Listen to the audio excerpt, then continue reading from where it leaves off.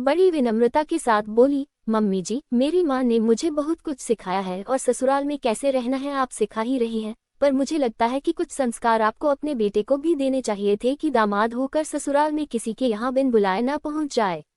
और किसी का अपमान करने का अधिकार तो उन्हें बिल्कुल भी नहीं है, क्योंकि संस्कारों की जरूरत सिर्फ बहू को ही नहीं होती है। ये क्या बहू, तुम बिना घूंघट किए बाहर से चली आ रही हो? मोहल्ले वाले देखेंगे तो क्या सोचेंगे? हमारी इज्जत का जरा भी ख्याल नहीं है तुम्हें। हमारे खानदान में बहुएं बिना घूंघट बाहर नहीं निकलती, कितनी बार समझाया है तुम्हें, पर तुमने तो सास की बात न मानने की कसम खा रखी है। तुम्हारी माँ ने तुम्हें सिखाया नहीं कि ससुराल में कैसे रहना है। निकिता के घर में आते ही सास शोभना जी ने हमेशा की तरह तानों की बौछार करनी शुरू कर दी। निकिता की शादी 6 महीने पहले ही हर्ष से हुई है।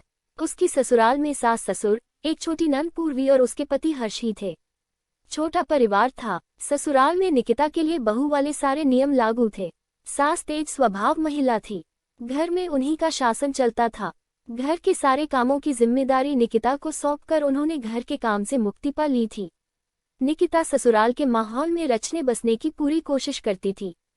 घर की सारी जिम्मेदारी भी बखूबी संभालती थी, पर फिर भी कुछ गलती हो जाए तो सास ताने देना शुरू कर देती थी कि तुम्हारी माँ ने तुम्हें कुछ सिखाया नहीं, कोई संस्कार नहीं दिए। बात बात पर मायके वालों का अपमान करती थी।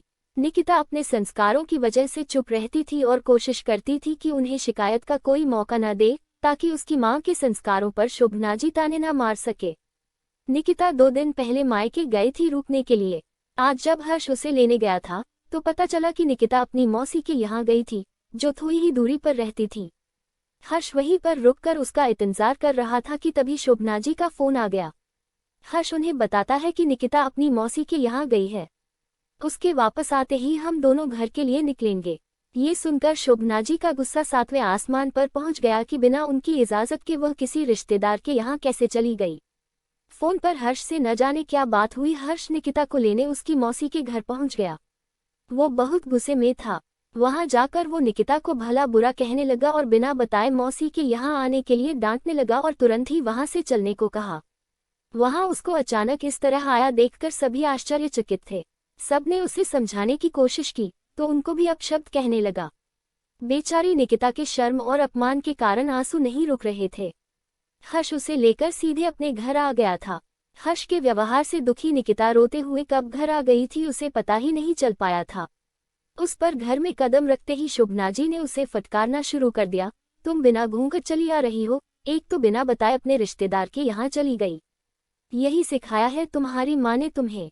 निकिता जो हर्ष के बर्ताव से पहले ही बहुत क्षुब्ध थी, आते ही सास के ताने सुनकर उसका सब्र का बांध टूट गया। वो बड़ी विनम्रता के साथ बोली, मम्मी जी, मेरी माँ ने मुझे बहुत कुछ सिखाया है और ससुराल में कैसे रहना है आप सिखा ही रही हैं, पर मुझे लगता है कि कुछ संस्कार आपको अपने बेटे को भी देने चाहिए थे कि दामाद होकर ससुराल में किसी के यहाँ बिन बुलाए ना पहुँच जाए। और किसी का अपमान करने का अधिकार तो उन्हें बिल्कुल भी नहीं है, क्योंकि संस्कारों की जरूरत सिर्फ बहू को ही नहीं होती है। हर्ष ने निकिता से कहा, तुम माँ से बदतमीजी कर रही हो। निकिता, मैं माँ से बदतमीजी नहीं कर रही हूँ, बल्कि उन्हें बता रही हूँ कि जिन संस्कारों की उम्मीद वे अपनी बहू से करती है उनके बेटे में भी होने चाहिए।